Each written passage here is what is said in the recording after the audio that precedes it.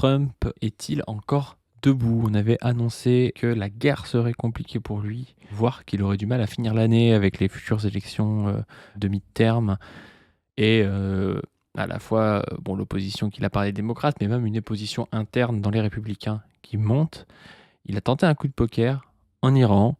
Bon, lui, il crie victoire, mais ça n'a pas l'air de convaincre tout le monde. On va revenir sur ça, sur la guerre en Iran, sur où ça en est, sur les tentatives de cesser le feu, sur ce que Trump a obtenu, ou plutôt ce que l'Iran a obtenu dans ces cessez-le-feu pour l'instant, sur Netanyahou qui bombarde le Liban, fait des centaines de morts, des milliers de morts civils, donc il continue un petit peu à tenter, il a déjà génocidé les Palestiniens, peut-être qu'il tente de génocider les Libanais, on ne sait pas trop, en tout cas il tente un expansionnisme et il tente de déstabiliser la région pour amener tout le monde dans la guerre et pour maintenir son pouvoir. On va parler de tout ça avec Chris. Chris, comment ça va? Bah, ça va, c'est déjà pas mal qu'il y ait un cessez-le-feu. C'est plutôt intéressant. Ce qu'on voit, c'est que ça semble se dérouler comme on l'avait annoncé, c'est-à-dire une débâcle de Trump. Voilà. Alors, comme on l'avait dit, on n'était pas les seuls à l'annoncer. Il suffit de bien connaître la situation et de lire les bons analystes. Alors, même dans le cabinet de Trump, il y avait des gens qui avaient déjà compris que ce serait la débâcle c'est et ce qui que lui je avaient dis. dit de pas le faire, on va le C'est lire. ça. C'est ça, hein, donc c'était pas non plus extraordinaire de comprendre que l'Iran, c'est pas la bande de Gaza, que l'Iran n'est pas du tout, contrairement à ce que croyait ou tentait de croire Trump, sous pression d'une chute de régime, voilà, enfin, il n'y a pas un soulèvement de masse contre le régime en Iran et qui serait à deux doigts de tomber. La situation dans la région fait que l'Iran dispose d'une place forte qui peut mettre en difficulté toutes les bases américaines et on va dire l'économie de la région, c'est ce qu'on avait annoncé. Donc vraiment, là, c'était débâcle assuré. En plus, quand on analysait justement la situation militairement, bah, c'est quand même loin des États-Unis, même s'ils ont leur porte-avions, comment il s'appelle là, le plus grand porte-avions américain là, C'est le USS Gerald Ford, c'est pas ça? Ouais, non, c'est Israël. Mais du coup, voilà. C'est Israël, le plus grand avion pas vrai. Elle est pas mal cette blague-là. Elle est mieux que la blague de Roussel sur la grossesse de Tourdelier, tu vois. C'est ça, Elle c'est est de ça. meilleur goût quand même. C'est ça. Donc voilà, même s'ils ont leur plus grand porte-avions, dont on ne sait pas d'ailleurs si c'est le porte-avions qui commande au Pentagone et si c'est le Pentagone qui commande au porte-avions. Mais voilà, malgré tout, ça reste quand même une place dans laquelle l'Iran est fort, qu'elle maîtrise. Et donc, on voit que attaquer l'Iran, c'est déstabiliser toute la zone et se déstabiliser soi-même. C'est-à-dire déstabiliser l'Arabie Saoudite, le Qatar, voilà, tous les pays dans lesquels les États-Unis ont des bases et même des intérêts financiers qui passent par le détroit d'Ormuz. Donc, Alors juste quand Chris dit que ce serait peut-être le porte-avions qui commande le Pentagone, c'est pas un truc antisémite des juifs qui contrôlent le monde. Vous allez voir, il y a un vrai article qui montre comment Netanyahou a vendu à Trump cette opération qui ne profite à personne sauf à la réélection de Netanyahou en gros, tu vois, c'est vraiment une catastrophe même pour Israël, mais pour la réélection de Netanyahou, ça peut être un bon plan. Bon, c'est pas si bien que ça, on va le voir, mais vous allez voir que Israël a joué un rôle actif dans cette histoire en tout cas. voilà, donc l'Iran a tenu, et a tenu aussi parce que sa population s'est rangée derrière lui. Donc, comme Oui, quoi. ça a même renforcé le pouvoir en place, parce que Exactement. sous les bombes, t'es obligé de soutenir ton gouvernement, tu peux pas faire autrement. Et comme quoi, une bourgeoisie, qu'on peut appeler bourgeoisie, ou un pouvoir nationaliste anti-impérialiste, est, à l'échelle de l'histoire, beaucoup plus progressiste que tout un tas de gens qui viennent se targuer d'être la classe révolutionnaire au centre impérialiste, quoi. Voilà. Tout ça donne plutôt raison à la situation de l'analyse et de la contradiction principale dans le monde quand on veut faire de la géopolitique, c'est-à-dire Rappelle ce centre. que c'est l'analyse, la contradiction principale Ouais. chez Mao, pour les gens qui connaissent pas. Chez Mao, il y a une façon d'analyser les choses entre, à un moment donné, de dire il y a une contradiction principale dans la lutte des classes qui va être l'antagonisme bourgeoisie-prolétariat, mais cette contradiction peut devenir secondaire à certains agencements du capitalisme et, à un moment donné, dans l'impérialisme, le nationalisme, l'unité nationale contre le centre impérialiste peut devenir la contradiction de nouveau principale et rendre secondaire la contradiction de classe. Voilà. Et bien là, tout ce qu'on voit, c'est qu'effectivement, à l'échelle de la géopolitique, si on veut être progressiste conséquent, la contradiction principale est bien la contradiction de la périphérie vis-à-vis du centre et d'une périphérie, comment dire, cohérente, unitaire, contre justement l'expansionnisme, la violence et le diktat du centre impérialiste. Et là, force aux Iraniens, et on va le dire dans leur entièreté, force aux Iraniens, en tant que nation anti-impérialiste, d'avoir repoussé, et même, et c'est ça qui est très fort, diminué l'influence de la nation la plus impérialiste, ou on va dire la plus forte dans le centre impérialiste, que sont les États-Unis, c'est-à-dire la nation locomotive du centre impérialiste mondial. Voilà. Donc c'est très intéressant, on flex parce que ça nous donne raison, mais c'est surtout que ça ouvre des possibilités concrètes que nous on annonce, c'est-à-dire la marginalisation des USA, du diktat sur la planète et de l'hégémonie sur la planète et sur le monde en général. Et ça, c'est très très important.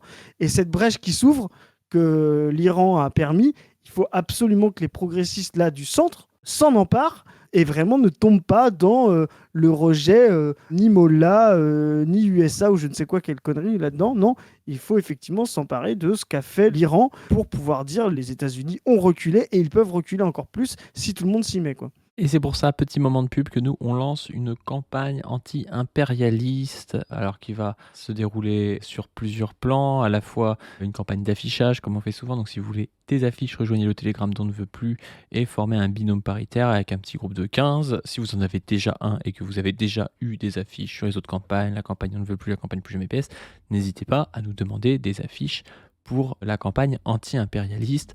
Il y aura des événements, il va aussi avoir la mise en place de campagnes pour signer et faire signer une pétition dont on a été dans les premiers signataires et dont l'URC notamment est à l'origine, et plein d'autres choses. On vous en dira plus dans quelques jours. Et moi je rajoute, ça va être une campagne de fond qui va durer longtemps, quelques mois. C'est le printemps des peuples anti-impérialistes qui doit justement, là pour le coup, célébrer, on va dire, la victoire de l'Iran, mais rappeler qu'il y a aussi plein d'autres nations anti-impérialistes qui se battent encore dans le monde. On reviendra dans d'autres capsules, mais en tout cas, il faut tenir, les soutenir et comprendre le message qu'ils nous donnent, nous, au centre. La tâche du centre impérialiste, c'est pas la même chose que ce que font eux. Eux, ils résistent. Eux, ils essayent de développer une économie qui ne soit pas soumis au diktat capitaliste, soumis au diktat du pétrole, soumis au diktat du dollar, soumis au diktat des capitaux du centre. Au centre, il va falloir se poser d'autres questions. Comment on démarchandise, comment on décapitalise, comment on renationalise pour effectivement ne pas que la crise du centre soit résolue par plus d'impérialisme des classes prolétaires du centre sur la périphérie. Voilà. Donc c'est très important de penser ces stratégies complémentaires et différenciées. Tu l'as dit tout à l'heure, tu as bien fait.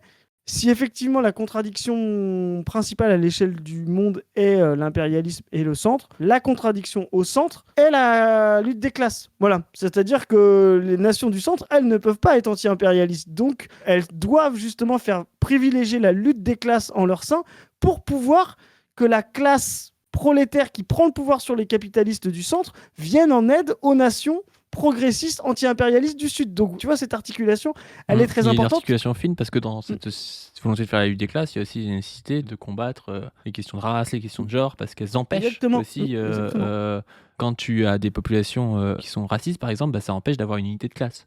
Quand tu as des populations qui sont sexistes, ça empêche aussi d'avoir des unités de classe. Et donc, c'est hyper important pour nous, qui sommes des communistes dans le centre impérialiste, de jouer sur tous ces plans-là. Parce qu'in fine, ça permet aussi les luttes des pays dominés dans l'impérialisme. Tu vois. Parce que si tu as, par exemple, le racisme est un très gros levier pour empêcher l'adhésion aux luttes anti-impérialistes. Tu vois.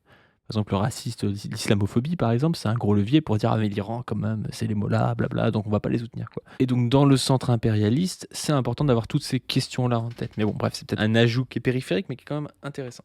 Qui est périphérique, c'est pas mal. Mais non, je pense que c'est très important, mais c'est des choses sur lesquelles on reviendra, parce qu'effectivement, il suffit pas simplement de dire que la lutte des classes est principale au centre. Il faut comprendre quelle est cette classe, quelle est son unité, comment on marche vers son unité, et comment, en marchant vers son unité, on la met en mouvement contre la classe antagoniste. Voilà. Bon, on y reviendra. En fait, je trouve ça intéressant de dire quand même que la lutte antiraciste, c'est une lutte qui, principale, pour nous, doit permettre la lutte des classes et doit nous permettre l'adhésion aux luttes anti-impérialistes. Parce qu'en fait, il y a des gens, parfois, ils se disent quelqu'un qui est antiraciste, il est forcément anti-impérialiste. C'est pas vrai du tout. Il y a des antiracismes qui sont justement des outils de l'impérialisme, un peu faussement progressistes, qui permettent de dire ah mais quand même je sais pas quoi, les pays arabes parfois ils sont racistes contre les noirs, parfois ils sont pas aussi ouverts, tu sais, c'est un peu le truc en fait l'homme universel c'est l'homme blanc, tu vois. Donc tu peux avoir des gens qui sont antiracistes mais qui ont des visions racialisées qui permettent l'impérialisme si tu veux, et c'est vraiment très important de développer chez nous un antiracisme qui permet les luttes anti-impérialisme et s'articule avec, et 2, permet aussi une lutte des classes et non une division et une hiérarchisation dans la classe, tu vois. C'est vraiment quelque chose qui peut être un point aveugle assez important, je trouve, même à gauche et même chez des gens qui vont se dire antiracistes, tu vois. Ouais, mais il y a un antiracisme impérialiste, c'est l'antiracisme qui est complémentaire du racisme, qui justement masque la logique que le capitalisme est un système monde. Et donc en fait, ça va être un antiracisme qui va non pas parler de centre et de périphérie, c'est-à-dire qu'il ne va pas dire il y a une uniformité du capitalisme et tout le monde est, moi je dis souvent, c'est par provocation, tout le monde est occidental. Tu vois, effectivement, le capitalisme a recouvert tout le monde et tout le monde est occidental. Et en fait, il y a une forme de pensée de la séparation, tu sais, on va dire Orient-Occident, Nord-Sud, tu vois. Et c'est recouvrir la lutte périphérie-centre, qui est une lutte profondément pour la sortie du capitalisme, voilà, par une lutte culturelle.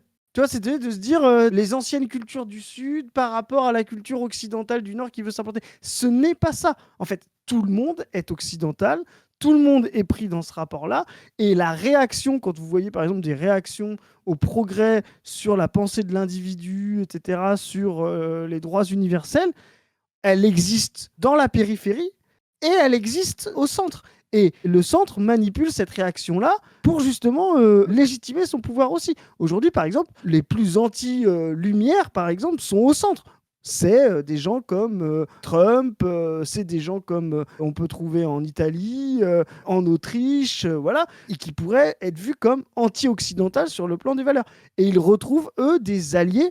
Trump en est le bon exemple. Il fait alliance avec tout un tas d'alliés de la périphérie qui sont, eux, sombres effectivement dans la réaction, dans la conservation, dans le traditionnalisme. Et on le voit dans son, tu sais, il suffit de regarder son fameux board là, son board of peace, etc. Donc tout ça est articulé. Voilà. Et donc il y a une lutte effectivement du progressisme au sud qui est toujours un anticapitalisme. Voilà. Je ne connais pas de gens progressistes sur les droits humains, les droits sociaux, etc., qui ne se battent pas contre l'impérialisme voilà, au sud. Et à l'intérieur des nations du centre, le progressisme doit être porté par la classe exploitée contre le nationalisme impérialiste. On en reparlera, c'est très important, mais vraiment toute cette articulation est très fine. Pensez qu'il y a la lutte des classes partout dans le monde, ça c'est une vision gauchiste, idéaliste, totalement fausse. Et pensez à l'inverse que ce serait... En plus, ça fait souvent le jeu de l'impérialisme. Et puis il y a aussi une vision de droite qui serait la lutte des nations contre un seul et même empire, l'empire américain, tu vois. Et la France pourrait être anti-impérialiste facilement, tout ça, sans passer par la lutte des classes. Il suffirait de retrouver la souveraineté. Ces deux-là sont les faces d'une même pièce, de ne pas articuler contradiction secondaire et contradiction principale. Notre combat, notre campagne, Printemps des peuples anti-impérialistes, va servir à donner tous ces éléments. Vous voyez, en fait, là, j'ai réussi à imposer dans la brèche une campagne maoïste. Let's go. Zoé avait réussi à imposer une campagne Toto 10 septembre. Chris avait imposé une campagne par sa haine du PS et parce que c'est un solférinologue. Voilà. J'ai imposé une campagne maoïste dans la brèche. Voilà. Je ne sais pas ce que sera la prochaine campagne, mais... Ah, si on s'y met à 3, ça va être quelque chose. Hein. Zoé, elle avait proposé une campagne anti-écolo. On a dit quand même pas. C'est un peu trop tôt. Voilà, c'est tout. Ça... On a 10 sous de Marine Tondelier dans l'acide, franchement. Voilà, non mais c'est bien les prémices parce qu'en plus, on a beaucoup parlé de l'Iran et Trump, ça donne un autre aspect. Yes. Bon, on va parler de tout ce qui s'est passé à travers des tweets qui sont souvent des résumés d'articles ou qui se basent sur des articles. C'est plus simple que parfois lire un article complet qui peut vite tomber dans juste je lis et puis vous écoutez. C'est moins marrant. Souvent les tweets sont plus synthétiques, mais vous inquiétez pas, c'est basé sur des articles ou c'est des résumés d'articles, donc c'est non plus n'importe quoi. C'est pas des tweets de random, on va dire, qui racontent des conneries. En préambule, je te dis quand même qu'on a fait une capsule il y a 2 mois maintenant, je sais plus trop. On a dit, est-ce qu'il ira au bout de son mandat? Trump est vraiment finito. C'est vraiment, il est quand même finito de chez finito. Vous allez voir, c'est assez éclairant, quoi. Donc, on a Sweet qui nous dit la guerre avec l'Iran sera sans doute étudiée pendant des décennies, mais ce qui est déjà assez clair à ce stade, c'est à quel point c'est une défaite stratégique pour les États-Unis et Israël, peut-être la pire de toute leur histoire, ce qui est d'ailleurs ce que l'ancien premier ministre israélien a déjà dit. Je veux dire à quel point c'est dingue. JP Morgan a calculé que selon le nouveau régime de péage à Hormuz, l'Iran pourrait obtenir jusqu'à 70 à 90 milliards de dollars de revenus annuels supplémentaires, représentant un stupéfiant 20% de son PIB en plus en revenus additionnels. Donc parce que si vous voulez, là Trump a dit cocorico, on a réussi à faire un cessez-le-feu, on a obtenu tout ce qu'on voulait. En fait, il a obtenu un cessez-le-feu où il y a un péage de 2 millions par bateau qui passe dans le détroit d'Ormuz à l'Iran. Sauf qu'en fait, des bateaux, il y en a des milliers, voire des dizaines de milliers par an, quoi. Enfin, c'est énorme le nombre de bateaux qui passent par le détroit d'Ormuz, ce qui ferait que l'Iran gagnerait 70 à 90 milliards par an rien qu'en droit de passage, en faisant rien du tout, quoi. Donc c'est un banger. Il y a aussi le sultanat d'Oman qui prendrait aussi de l'argent là-dessus. Alors ils ont dit qu'ils refusaient parce qu'ils étaient pour la libre circulation, je sais pas trop quoi. Mais eux, ils ont rien fait du tout et puis ils chopent juste de la thune. Donc c'est assez drôle, je trouve. On va être obligé de faire une hypothèse, mais est-ce que dans 100 ans, Trump sera prévu comme le plus grand anti-impérialiste devant Mao, devant le Che, etc. Parce que début d'année, il fait ses trucs sur les droits de douane. En fait, il redonne à la Chine du pouvoir sur le monde. Ensuite, il enlève Maduro, il redonne à Delcy Rodriguez du pouvoir sur les hydrocarbures, on verra peut-être ça dans une autre capsule. Là, il attaque l'Iran, il redonne du pouvoir à l'Iran pour pouvoir récupérer des capitaux mondiaux par le détroit d'Ormuz. Mais est-ce que ce type-là n'est pas en fait un agent de la périphérie de A à Z? Tout ce qu'il fait profite à la périphérie contre le centre, en fait. C'est à ça, quoi. Non, mais il y a des tweets incroyables des opposants politiques démocrates aux États-Unis à Trump qui disent donc le détroit d'Ormuz était ouvert, Trump a bombardé le pays et maintenant il est réouvert, mais ça coûte 2 millions par bateau, tu sais. Genre, et lui il dit que c'est une victoire, quoi. Et les pro-MAGA les plus débiles sont là, ouais, the art of a deal, of the deal, ou je sais pas quoi. Ce qui est fou, c'est qu'on le verra peut-être après, il y a des pro-MAGA comme Candace Owens, etc., qui commencent à dire comme nous, ce type-là fait n'importe quoi, il est en train de nous faire perdre la puissance dans le monde, arrêtez-le, 25e amendement, quoi. Mais c'est vrai que tout ce qu'il fait depuis le début de son mandat est anti-impérialiste, quoi. Ouais. Drôlement, Trump a commenté sur Trust Social, donc c'est son réseau social, que cet arrangement signifie que de gros sous seront faits et que l'Iran pourra commencer le processus de reconstruction. D'où le but de Trump, c'était que l'Iran fasse un processus de reconstruction aux frais des gens qui apportent du pétrole. Ça n'a aucun sens. En plus, c'est même pas leur pétrole à l'Iran qui passe par le détroit d'Ormuz. Enfin, il y en a un peu, mais c'est pas que leur pétrole, c'est le pétrole aussi qu'achètent les Occidentaux et tout. Enfin, c'est trop drôle. Ce qui est drôle, c'est que Trump ne se rend pas compte qu'il a changé d'époque par rapport à son premier mandat. Il pense que, tu vois, genre raconter n'importe quoi, c'est suffisant. Son premier mandat, tu sais, il était beaucoup comme ça. Tu sais, on parlait beaucoup de l'ère de la post-vérité, machin, parce que c'était un peu pré-crise aux États-Unis, pré-crise du pétrole, avant Covid, tu vois, avant récession générale, avant augmentation du chômage et tout. Avant vraiment que les effets de perte de puissance des USA se fassent sentir. Et ça marchait, donc il racontait un peu n'importe quoi, mais ça marchait. Mais là, en fait, il ne se rend pas compte que malgré tout, le concret refait surface et que raconter n'importe quoi sur les réseaux sociaux en disant j'ai gagné quand t'as perdu, ben, en fait, tout le monde le voit. Et là, il est en train de sombrer, quoi. Il est vraiment en train de sombrer. Bah, sur le tweet de Zinzin, il a dit An entire civilization will die tonight, là, quand il avait dit ça. Dans le tweet, il dit même si nous avons obtenu un changement de régime total. Donc le gars te dit on va tuer toute la civilisation, mais en fait, on a obtenu ce qu'on veut. C'est toujours des trucs, on comprend rien à ce qu'il dit. Soit t'as gagné, soit t'as pas gagné. Et tu peux pas dire on a obtenu un changement de régime. Et il le dit dans le tweet, il dit ils sont plus conciliants, machin, mais quand même, brûler le pays, tu vois ça. Non, mais c'est un truc, je te dis, qui marchait à l'époque, mais qui va l'amener à la perte, quoi. Tout à fait. Ils ont obtenu la rente géographique la plus précieuse de la planète et de loin. Pour comparer, le canal de Suez rapporte seulement, entre guillemets, 9 à 10 milliards de dollars par an à l'Égypte et le canal du Panama, 5 milliards. Stupéfiant, ne vous y trompez pas, cela établit l'Iran comme la nouvelle puissance dominante au Moyen-Orient. Quand vous êtes un pays que les autres doivent effectivement payer pour des affaires dans une région, ce qui signifie en pratique avoir un péage à Hormuz, vous n'êtes plus exclu de l'économie mondiale, c'est vous qui facturez l'entrée. C'est une histoire de phénix renaissant de ses cendres, s'il en est une. Une métaphore appropriée puisqu'elle vient de la mythologie persane. Après 47 ans de sanctions, être la cible de tous les coups tordus du livre. Et finalement, une guerre visant à les achever, l'Iran sort de l'autre côté plus fort qu'à n'importe quel moment de l'histoire moderne. C'est intéressant parce que ce qu'on avait dit avec Zoé quand on avait fait cette capsule-là et les analystes fins qui l'avaient montré, c'est que cette guerre-là est préparée par l'Iran depuis 20 ans, depuis plus de 20 ans même. Voilà. Donc ils savent exactement où sont les places fortes, comment ils seront attaqués par des missiles, comment ils peuvent riposter eux par des drones, comment les drones sont empêchés avec le dôme israélien et toute la technologie d'interception. Donc ils savaient très bien comment créer une embolie du système américano-israélien, israélo-américain, peu importe. Voilà. Là où l'impréparation, on va le voir ensuite, était complètement claire aux USA. Donc vraiment, c'était écrit, mais ils l'ont fait quand même, quoi. Voilà. Donc clairement, c'est un pays qui se préparait à se faire attaquer, qui savait comment répondre et qui ressort du coup plus fort avec le contrôle total du détroit d'Ormuz. Bah ouais, mais c'est un peu. Ces pays-là, en même temps, ont raison, et je pense, ça me fait penser un peu à la Corée du Nord. Et si la Corée du Nord se fait attaquer par la Corée du Sud, ça fait littéralement 50 ans qu'ils se préparent, tu vois. C'est Même ça, plus de 50 ans. Donc je pense que ça va pas très bien se passer. Ça veut pas dire qu'il y aura pas des pertes en Corée du Nord, sûrement même plus qu'en Corée du Sud. Peut-être qu'ils ont des technologies moindres, mais bon, ils ont la bombe nucléaire, la Corée du Nord.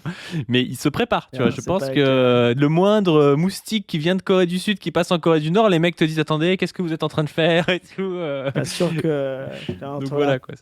les mecs qui passent 18 heures au taf et qui écoutent de la K-pop en sortant et la Corée du Nord, je suis pas sûr que la guerre soit égale, quoi, tu vois, mais bon, bref.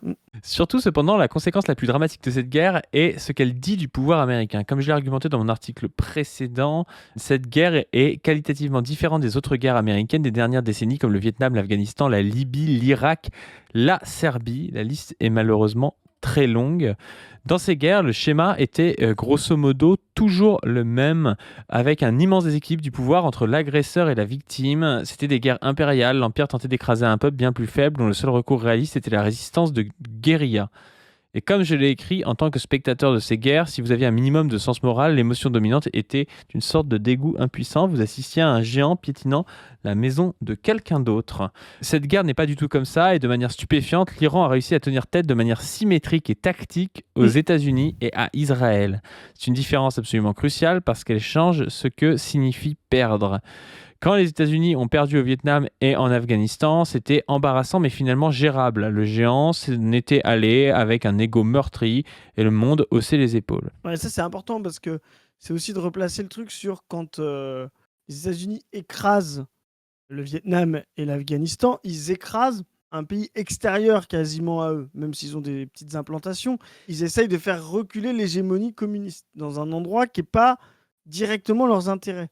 Ce qu'on avait dit, nous, dès le départ, c'est qu'aller faire la guerre là-bas, c'est littéralement attaquer ses propres fournisseurs, en fait, ses propres partenaires. Le Moyen-Orient, c'est là où ils ont le pétrole et c'est là où ils ont leur...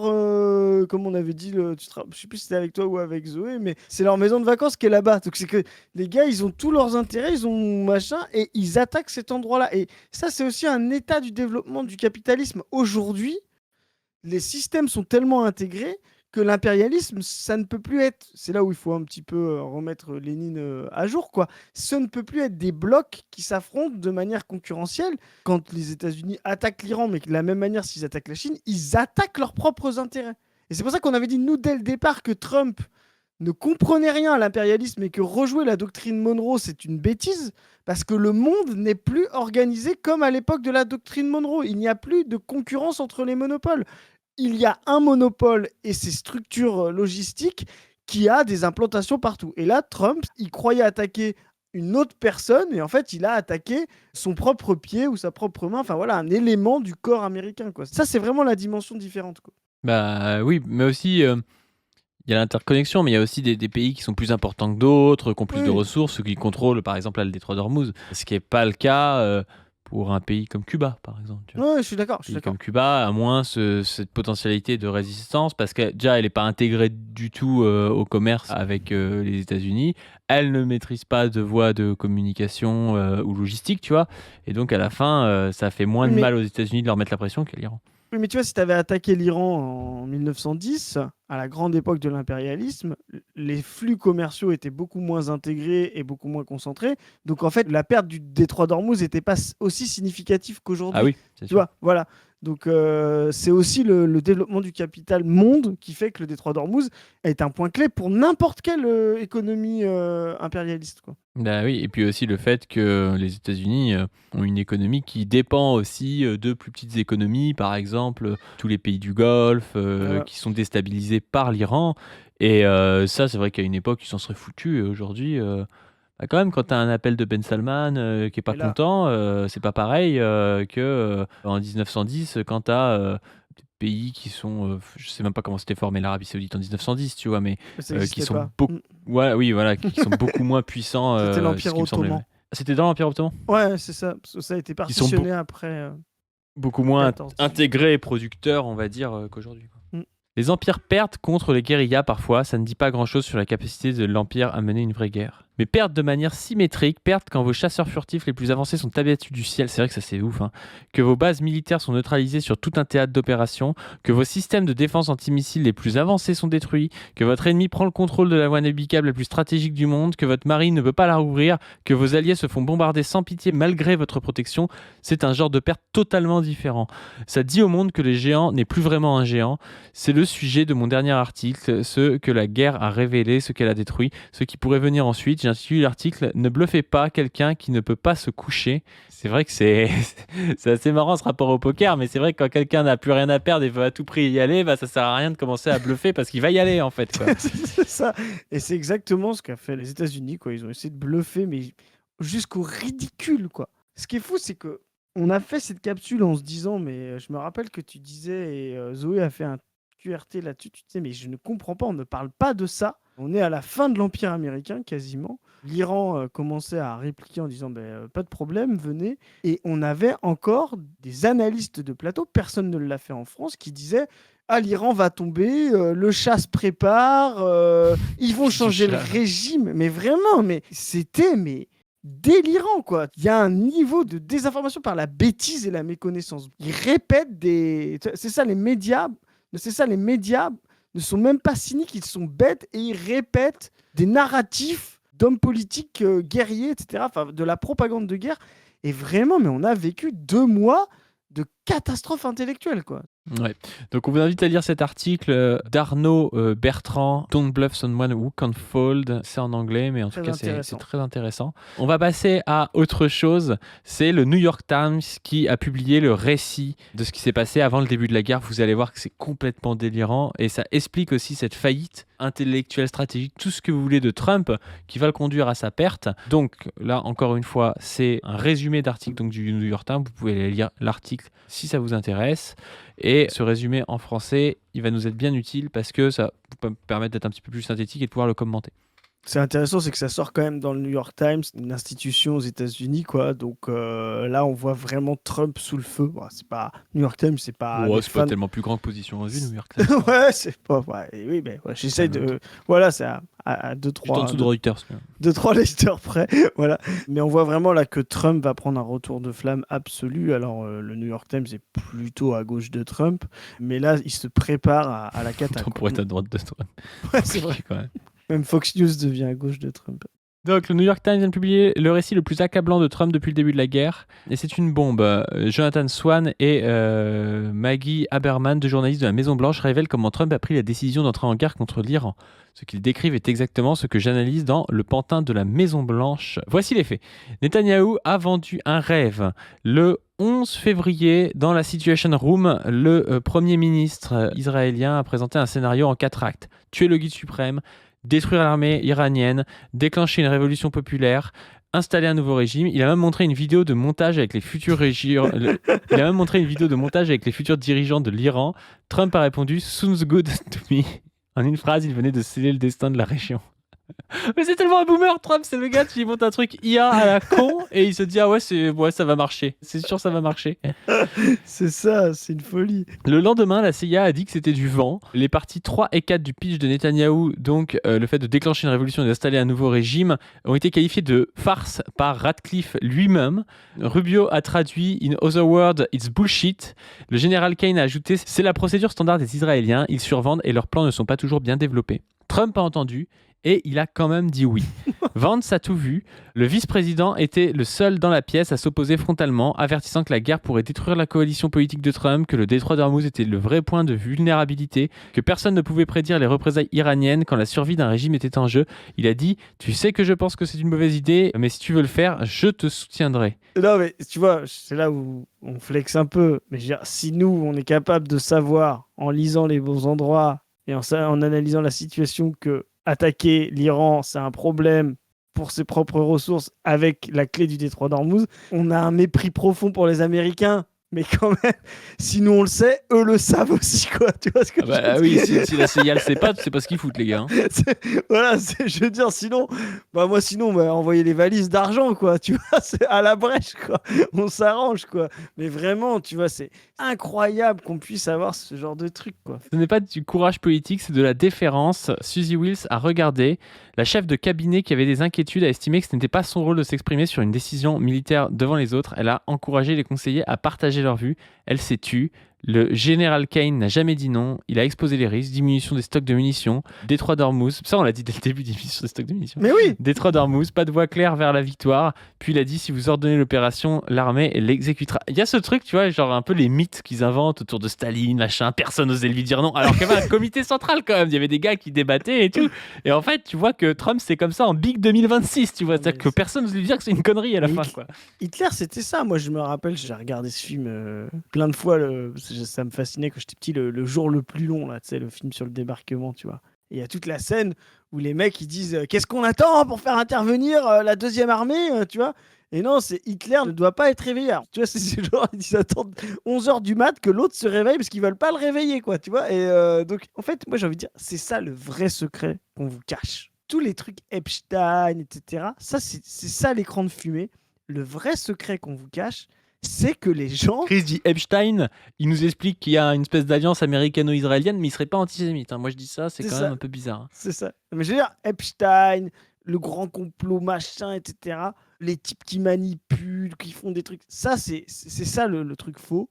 Le vrai truc qu'on vous cache, c'est que vous êtes dirigé par des débiles. Vraiment, c'est ça qu'on cache aux gens. On est dirigé par des imbéciles et des gens plus intelligents qui disent oui à des imbéciles. C'est ça l'état du monde aujourd'hui. Voilà. Et c'est effectivement, je comprends que ce soit beaucoup plus insupportable pour les gens de se dire on est dirigé par des débiles, que même ma voisine, qui a rien d'autre à foutre la journée, avec ses 3 chats, pourrait remplacer. Tu vois, c'est plus insupportable de penser ça. Qu'est-ce que tu as contre les gens avec des chats, toi? Je sais pas. Les gens très bien qui ont des chats. Voilà, c'est ça, exactement. Mais je veux dire, et tu vois que plutôt On que est de se- majoritaire avec Zoé à avoir des chats quand même. Mais... C'est vrai, c'est vrai, c'est vrai. Bah je sais, moi en plus je suis dans le lobby chat, mais ma femme veut pas. Mais tu vois, c'est plus insupportable de se dire ça, qu'on est dirigé par des débiles, c'est-à-dire des gens qui ne peuvent plus, comme dirait Lénine, que d'être dirigé par des types hyper forts qui nous contrôlent, etc. Parce que c'est vrai que ça c'est rassurant quelque part. Ils sont hyper forts, ils nous contrôlent, donc on ne peut rien, on sait tout, mais on ne peut rien. Bah non, en fait, quand on a compris que c'était des débiles, ça veut dire que c'est à nous de reprendre le pouvoir et qu'on va faire mieux, quoi, tu vois. Et c'est plus une question d'intelligence, c'est une question de courage, quoi. Et ce que les gens comprennent pas, c'est que c'est pas parce qu'ils sont hyper forts qu'ils nous contrôlent. C'est parce qu'ils ont de la thune, ils sont propriétaires, ils ont Exactement. un rapport de pouvoir qui fait que du coup, à la fin, ils paraissent hyper forts. Parce C'est qu'ils ça. contrôlent de fait, en fait. Le C'est ça. droit leur donne raison. C'est Donc ça. comme le droit leur donne raison, qu'ils ont plus de thunes, qu'ils ont les médias, à la fin, ils nous contrôlent. Mais la réalité, c'est que c'est pareil dans l'entreprise, dans l'administration et tout. T'as plein de mecs qui savent ce qu'il faut faire, mais qui ont des actionnaires qui te disent bah non, mais moi je pense qu'il faut faire comme ça, qui C'est se prennent ça. pour des génies, des start-upers C'est et ça. tout. Et t'as une vraie opposition entre des gens qui connaissent parfaitement le truc, mais qui n'ont pas la main en dernière instance, et ceux qui ont la main en dernière instance, qui sont souvent des débiles, des héritiers, mais qu'on ne peut pas contredire du fait du droit, tu vois. Et là, c'est pareil avec Trump, il est entouré de gens qui sont sûrement, même si on n'est pas de leur avis politique, mais qui sont sûrement brillants, qui sont sûrement des gens qui comprennent très bien la situation, mais à la fin, c'est lui qui choisit, quoi. C'est vraiment ça le truc. Et à la Et limite, le c'est monde- presque rassurant pour nous, tu vois. Enfin, tu te dis qu'il y a des possibilités de trouver des failles chez ces gens-là, quoi. Le monde tient parce que vous croyez que les riches sont riches parce qu'ils ont du pouvoir, mais en fait c'est l'inverse. Ils ont le pouvoir parce qu'ils sont riches, voilà. Et quand vous allez comprendre que, mais en fait, abolir ces richesses, c'est se rendre compte que oui, vous avez des cons à la tête des États-Unis, un con à la tête de la France, un débile mental. On a eu un débile en économie, un type qui sait pas faire un pourcentage ou une fraction. Bruno Le Maire. Un hectare, c'est quoi? Bah, c'est un hectare. Oui, c'est combien? En mètres? Bon, alors ça, j'ai jamais été doué en maths. Facile, c'est 10 000 Ça aide pas, ça aide pas beaucoup. C'est 10 000 mètres. 100 mètres sur 100 mètres. 100 mètres sur 100 mètres. 10 000 Et ça mètres. fait 10 000 mètres, 100 mètres sur 100 Bien mètres. Très bien. Si aujourd'hui nous avons un niveau de dette élevé, c'est pourquoi? C'est parce que j'ai sauvé l'économie française, Benjamin Duhamel. Vous pourriez mettre ça aussi à mon actif. Tu vois, donc vraiment, c'est quand on dit en haut, ils ne peuvent plus, c'est ça, c'est de bien comprendre que ce sont des imbéciles qui sont en train de vous vendre qu'ils vont résoudre les crises qu'ils ont provoquées. Voilà, donc il faut vraiment en finir. Trump, lui, entendait seulement ce qu'il voulait entendre. Et Trump a signé à bord d'Air Force One 22 minutes avant la deadline fixée par son propre général. Operation Epic Fury is approved. No abort, good luck. Okay. On dirait vraiment un truc de mission impossible, quoi. Voilà comment on entre en guerre au XXIe siècle. Pas avec une délibération solennelle, pas avec un vote du Congrès, pas avec une stratégie de sortie, avec un slideshow de Netanyahou, un sounds good to me et une note envoyée depuis un avion. Bibi l'a vraiment baisé quand même. Il est arrivé avec son truc, petit IA qui montre qu'en fait, il y a un nouveau régime qui est pro-business et basta, tu vois. Bibi, il sait très bien ce que c'est. Tu vois, t'as le PDG. C'est un débile. Mais c'est lui, il est là parce qu'en fait, c'est le fils à papa. C'est Trump, tu vois. Lui, il est directeur des opérations, Bibi, tu vois. Il sait que c'est un crétin et donc il fabrique des slides PowerPoint. Il lui fait croire que c'est son idée, tu sais. Voilà, on lui fait croire que c'est son idée pour pouvoir faire avancer sa propre carrière. C'est littéralement ce qui se passe dans n'importe quelle boîte, voilà. Et l'autre, il dit, ah bien, il tape dans le dos, bien joué petit et tout, tu viens avec moi ce week-end, vraiment.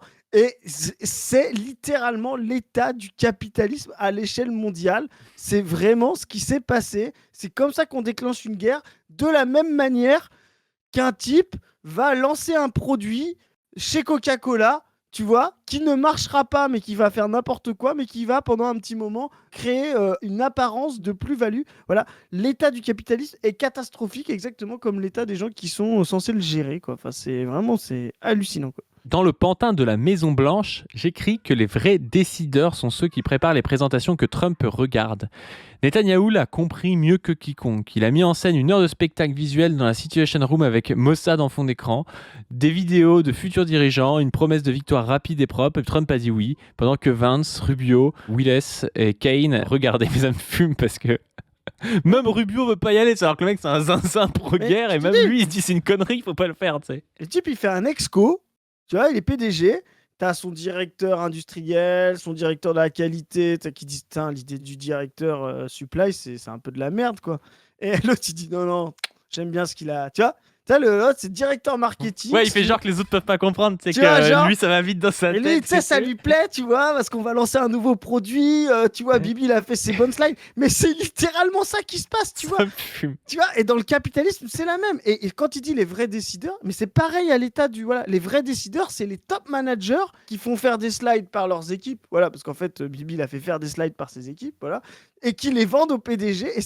Et ce monde doit disparaître, quoi, tu vois. Et il faut vraiment mettre sous contrôle ces top décideurs, là, les top managers, mettre au pouvoir les gens qui font vraiment les choses, tu vois, juste en dessous, là, les équipes, et en finir avec les débiles qui sont à la tête de la tête, là, comme les Trump. Et ça marche pour les pays, ça marche pour n'importe quel monde capitaliste. Et Trump, il se dit quand même, je vais prendre des conseils par un gars qui est poursuivi pour crime contre l'humanité.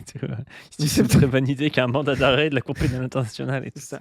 Et d'ailleurs, on fait bien de le dire, normalement, ça devait impliquer Israël et le Liban. Qu'a fait Netanyahou? Il a renforcé la violence, 200 morts, 500 blessés quand on tourne, là, c'est-à-dire 24 heures après, sur le sud Liban. Et on voit bien qu'effectivement, Netanyahou a déclenché cette opération, a fait déclencher cette opération. C'est le New York Times qui le dit. Je rappelle que ce que vient de dire le New York Times, là, les vrais décideurs, c'est Israël. Je pense qu'il serait traité d'antisémite par tous les médias français pour avoir dit ça, le gars du New York Times. Voilà. Là, on est dans un jeu de dupes où on a emmené les États-Unis faire la guerre dans l'intérêt d'Israël, aussi parce que Israël a su trouver les bons mots, la déstabilisation du régime parce que ça permettait à Trump de donner des gages aux républicains qui détestent les Iraniens, que c'était aussi un moyen de reprendre le contrôle, on l'a dit, du pétrodollar dans la région. Tout ça, ça faisait partie des slides. On espère récupérer le PowerPoint. Moi, j'aimerais trop voir le PowerPoint de Bibi là, qui lui a vendu. Voilà à quoi ça ressemble. Mais dans les musées plus tard, le PowerPoint de Bibi. Ça ressemble. Tu connais les Dromacartes? Ouais, c'est ça. Ça ressemblera aux Dromacartes des années 2010 là. Ouais, c'est ça. Non, mais c'est absolument affligeant. Et il est vraiment temps, exactement comme on fait dans les entreprises quand un PDG tombe, de faire tomber ses relais, les directeurs de service, là. Il est vraiment temps de faire tomber Netanyahou. Vraiment, il faut supprimer, geler tous ses avoirs. On a fait mais 1000 fois plus sur Poutine, qui est beaucoup moins dangereux pour la planète, je le dis, que Netanyahou. Il faut supprimer tous ses avoirs, mettre un mandat d'arrêt sur cette personne. Enfin, vraiment, Netanyahou doit finir comme Milosevic et ses lieutenants, les Radovan Karadzic. Et je vais en citer un là, Olivier Rafovitz. Mais toi, tu vas faire partie d'une cour pénale un jour, j'espère bien, parce que vraiment, ce type-là est un général de Netanyahou, un massacreur qui donne son point de vue sur toutes les chaînes de télé. C'est vraiment une honte absolue que ce type puisse encore s'exprimer. Il y a des pétitions là pour la loi Yadon. On a atteint les 500 000, c'est très important. Mais moi, je demande une pétition pour que Olivier Rafovitz n'ait plus le droit de parler en France. C'est un relais des génocideurs. C'est un type qui est un espèce de Ratko Mladic israélien. C'est hallucinant que ce type-là puisse s'exprimer à la télé. Enfin, c'est une folie. Je crois qu'il y a beaucoup de gens au Liban qui sont très contents qu'Israël fasse ce sale boulot. Le gars, il a quand même dit que les Libanais, il y avait beaucoup de Libanais qui félicitaient Israël de les débarrasser du Hezbollah alors qu'il est en train de tuer des civils libanais. Sur la télé française, alors que les autorités françaises sont en train de dire qu'ils sont en train de soutenir le gouvernement libanais qui lui demande à Israël un cessez-le-feu. Enfin, vraiment, c'est hallucinant. On a une chaîne qui s'appelle I24 News, qui est littéralement de la propagande génocidaire israélienne qui continue de l'émettre en France alors qu'on a interdit Russia Today après l'attaque sur l'Ukraine de la Russie. C'est une honte. Il faut vraiment en finir avec ça. J'espère vraiment que ce qui se lève là, ce qu'on voit, les informations qui tombent, Trump qui va être bientôt finito après les midterms, j'espère, on va comprendre qu'il y a un vrai problème avec l'État d'Israël dans ce pays, quoi. Mais il y a un truc aussi, c'est par rapport à sa nièce. Moi, j'ai envie de le dire quand même, parce que les gens disent toujours oui, il n'y peut rien, Emma Rafovitch, d'être la nièce d'Olivier Rafovitch. Et je veux dire, on aurait un gars en politique qui serait, je sais pas, enfin, je sais même pas quel équivalent il y a actuellement, tu vois, mais le neveu d'un des relais de Poutine, quoi. Voilà, c'est ça. Ouais, mais c'est même pire que Poutine, là. Je veux dire, non, mais je veux dire, Poutine n'a pas fait de génocide en Ukraine, tu vois. Ouais, moi, je trouve ça pire que Poutine, tu vois. T'aurais un gars dans les années 60 qui serait le neveu d'un nazi. Ça me gêne pas forcément qu'il fasse de la politique, mais il faut quand même qu'il soit clair par rapport à. Mais vraiment, tu vois, qu'il critique complètement l'action de son oncle, tu vois. Ça me paraît évident. Là, on a au Parti Socialiste une meuf qui est députée, qui est la nièce d'un gars qui est un génocidaire actuellement en action et qui a dû faire une fois une demi-déclaration dessus. On dit c'est normal, tu vois. Moi, je trouve pas ça normal. Je trouve pas ça normal, tu vois. C'est surtout quand tu sais le rapport au sionisme du Parti Socialiste, parce qu'elle serait députée du PCF ou France Insoumise, ou tu te dirais, bon, il n'y a pas trop de doute, mais elle est au Parti Socialiste, qui est le parti le plus sioniste de France, donc c'est quand même un peu étonnant qu'elle soit la nièce du porte-parole de l'armée génocidaire de Netanyahou, tu vois. Ben c'est ça, et t'as envie de dire, si elle condamne, si elle dit qu'il y a un génocide en Israël, ça veut dire que, donc, son oncle doit être traduit devant la justice en tant que participant au génocide. Enfin, exactement comme on a fait à Nuremberg. Il va falloir que des gens rendent des comptes à l'humanité. Ce qui se passe à Gaza, ce qui se passe au Liban, sont des crimes contre l'humanité. Il faut absolument qu'on se pose les questions de traduire ces gens-là devant des cours pénales internationales, quoi. On a une annonce qui était marrante. Je trouve marrante, c'est t'as Trump qui annonce oui, j'ai tout, j'ai le cessez-le-feu, on obtient tout ce qu'on veut et tout, et puis après on apprend en fait que c'est hyper favorable à l'Iran. Et ce qui s'est passé, c'est donc que Netanyahou a repris les bombardements sur le Liban et les a même intensifiés. Il y a ce tweet qui nous dit, selon le journaliste Hossan Olaïk, le Liban faisait bien partie de l'accord de cessez-le-feu, mais Israël et la France sioniste aux États-Unis ont décidé de casser l'accord et de lancer cette campagne de bombardement massif. Et donc ça a amené l'Iran à refermer le détroit d'Ormuz qui avait été ouvert. Et donc on est dans une situation où on voit très bien que, c'est Netanyahou qui a vendu la guerre à Trump. 2, quand la guerre doit s'arrêter et qu'il y a un cessez-le-feu, Netanyahou fait exprès de rebombarder le Liban pour briser le cessez-le-feu, quoi. Donc c'est vraiment lui le plus gros fauteur de guerre dans l'histoire, alors même qu'il est déjà condamné par la Cour pénale internationale, tu vois. Alors même qu'il y a déjà un mandat d'arrêt contre lui, tu vois. Enfin, c'est vraiment quelque chose qu'il faut noter, et je trouve, moi, que on met pas assez ça en avant. C'est-à-dire que la figure de Trump dans les médias, même s'il y a une tentation de Trump à un moment donné dans les médias français, quand même, faut le dire, l'élection de Trump pour la deuxième fois a été beaucoup moins critiquée que pour la première fois il y a 8 ans. Et c'est aussi parce que, on sait que la société s'est un peu droitisée en France. Mais aujourd'hui, on nous parle de la guerre en Iran comme une erreur de Trump. Mais on ne nous dit pas que c'est une erreur de Trump qui est en fait une stratégie d'Israël, tu vois. Donc c'est pas du tout une erreur pour Israël, c'est sa stratégie, et sa stratégie c'est de tout faire pour que la guerre continue en Iran. La guerre continue, comme ça lui il maintient son pouvoir, Et là, on peut se poser la question, mais ce pays est fascisé, en fait. C'est-à-dire que moi, je me rappelle des gens qui ont demandé, qui ont condamné toute la Russie parce que la Russie se levait pas contre Poutine. Mais où sont les gens contre Netanyahou aujourd'hui? Il y avait des manifestations monstres avant le 7 octobre contre Netanyahou. Où sont les gens de gauche? Ce pays est-il réellement totalement fascisé derrière Netanyahou pour ne rien dire, ne rien proposer pour qu'il s'en aille définitivement? Le pays le plus fascisé du monde est Israël aujourd'hui, quoi. Et donc, un dernier petit article de PFM TV qui me dit « C'est une excellente chose. 2 points. Donald Trump est favorable à l'idée d'un péage dans le détroit d'Ormuz et propose de le gérer sous forme de co-entreprise avec l'Iran. » Et l'article, il est lunaire. Ce qui est fou, c'est que vraiment Trump, c'est vraiment le gars qui vient te voir et qui me dit « Tu me cèdes toute ton entreprise, sinon je te prends tous tes marchés avant demain matin. » Tu vois? Et le lendemain, il vient te voir et il te dit Ouais, non, en fait, on n'a qu'à s'associer. Bah, en fait, non, mais en fait, t'as qu'à m'embaucher directement. Tu vois? Donc, regarde ce que ça dit.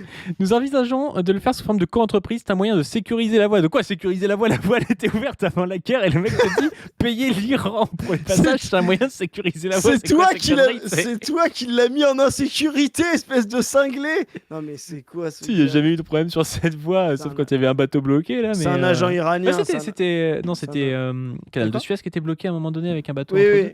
C'était pas le détroit d'Ormuz. Mm. Contrairement à la situation d'avant-guerre, le passage de détroit d'Ormuz n'est pas libre. Il est contrôlé par l'Iran qui menace de bombarder les navires ne respectant pas ses exigences. Ces dernières semaines, Téhéran a bricolé un système permettant à certains bateaux d'effectuer la traversée. Actuellement, les bateaux affiliés à des pays n'ayant pas passé l'accord avec l'Iran doivent payer s'ils veulent passer. Les prix semblent varier en fonction de l'opérateur et de sa nationalité. En plus, c'est n'importe quoi. C'est vraiment l'Iran qui choisit. Tiens, toi, t'es plus ou moins pro-états-unien, tu payes plus et tout.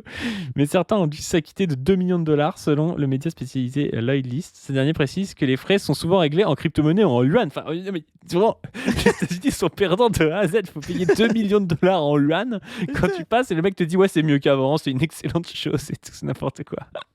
Non, mais quand nous, on a annoncé qu'ils étaient finito, les gens rigolaient. Ah, il vient d'attaquer, machin, etc. Ouais, ben, regardez où on en est. Il paye en yuan en plus. Donc voilà, c'était pour terminer là-dessus sur un petit rire un peu nerveux, mais un peu plaisant quand même de voir que l'Iran s'en sort bien dans cette histoire. Juste fini pour dire que quand même, là, même en Israël, ça commence à... Ils vont devoir suspendre. Ils n'ont pas du tout obtenu la disparition du Hezbollah ou du régime iranien, ce qui est impossible. Donc là, ça va commencer à se retourner auprès de Netanyahou. Je me demande comment Rubio, Vance vont utiliser cette crise pour montrer que Netanyahou n'est plus un partenaire solide avec Trump, parce que Trump est un peu cinglé. Donc là, comme l'autre les a emmenés sur un marché, on récupère notre analogie avec l'entreprise, comme l'autre les a amenés sur un marché qui leur a fait perdre des milliards. Peut-être que Vance et Rubio vont prendre la main. Moi, si j'étais à leur place, j'essaierais de faire comprendre que Netanyahou n'est plus un partenaire intéressant, voire même il pourrait être un bouc émissaire pour pouvoir se refaire avant les midterms. Donc Netanyahou est pour le coup vraiment dans la merde, Trump est dans la merde, et il va embarquer Netanyahou dans la merde, parce que je pense que si j'étais Rubio et Vance, je ferais en sorte de faire porter le chapeau, parce que tu sais, Trump s'est fait élire comme le président contre la guerre, de faire porter le chapeau de toutes ces guerres ratées à Netanyahou. Donc je pense que l'étau va se refermer sur Netanyahou, Trump va le faire tomber dans sa chute, ça devient catastrophique, et en Israël, vraiment, c'est vu comme un revers absolu. L'Iran n'a jamais été aussi fort dans la région, alors que ce qu'a promis Netanyahou, et c'est pour ça que la fascisation du pays en Israël se faisait, c'est parce qu'il disait on est prêt à devenir fasciste à condition que le Hezbollah et le régime iranien tombent. Et bien là, ils sont renforcés au Liban et en Iran, donc vraiment, c'est la catastrophe absolue pour Israël. Hein. Mais surtout qu'en plus, ils sont pas bêtes, l'Iran. Chaque fois qu'il y a un cessez-le-feu, ils disent tant qu'il y a des bombardements en Liban, il n'y a pas de cessez-le-feu. Et donc en fait, ils lâchent pas le Hezbollah, tu vois. Alors que d'habitude, les États-Unis arrivent à faire lâcher les alliés, machin. Non, là, l'Iran ne lâche pas le Hezbollah et dit tant que le Hezbollah n'a pas les mains libres, en gros, au Liban, tant qu'il y a encore des bombardements, bah, nous, il n'y a pas de cessez-le-feu et le détroit d'Ormuz reste fermé, quoi. Et en fait, du coup, ça permet à l'Iran d'obtenir une pression de la part des États-Unis sur Israël, quoi. Qui, au lieu du coup d'attaquer uni l'Iran, ce qu'ils pensaient faire, vont finir par se diviser et à se taper dessus entre Israël et États-Unis, à savoir à qui la faute et qu'est-ce qu'il faut faire. Et l'Iran en sort pérennisé. Donc c'est vraiment un coup raté, quoi. Mais surtout que ça rabat les cartes parce que on l'avait dit à peu près, mais ça rabat les cartes. Comme au Maroc. Surtout que ça rebat les cartes. Pardon. Ça fait le Marrakech du rire, toi.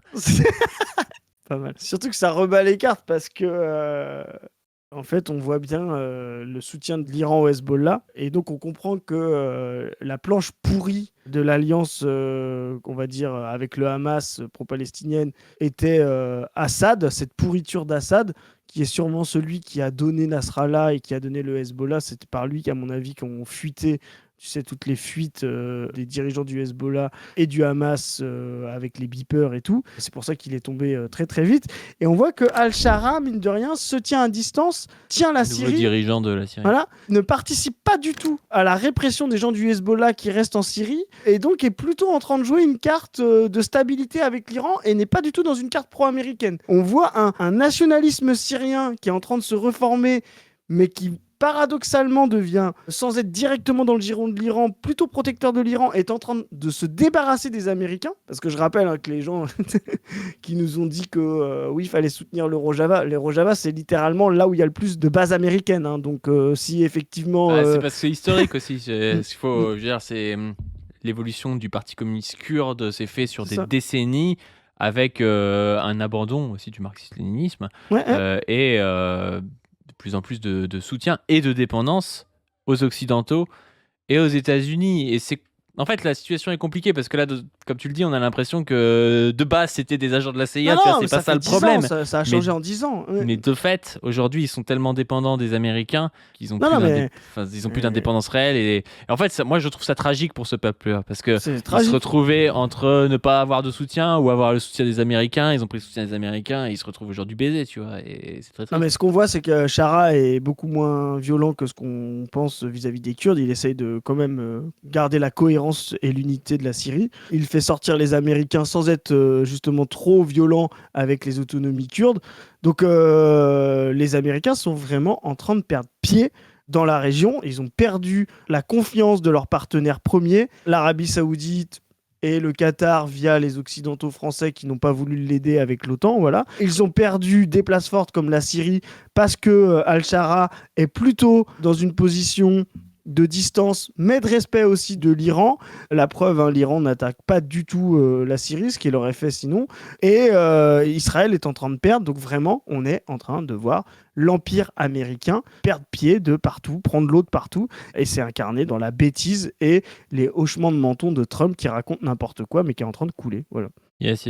Bon, on va s'arrêter là. Sur ce, n'hésitez pas à rejoindre notre campagne anti-impérialiste, notamment sur le Telegram dont on ne veut plus. N'hésitez pas aussi à vous abonner à cette chaîne et à nos différentes chaînes, contenus, positions revues, on ne veut plus, sur laquelle on sort une vidéo tous les dimanches. N'hésitez pas aussi à donner sur notre Tipeee pour nous soutenir. Et sur ce, on vous dit à plus. À plus.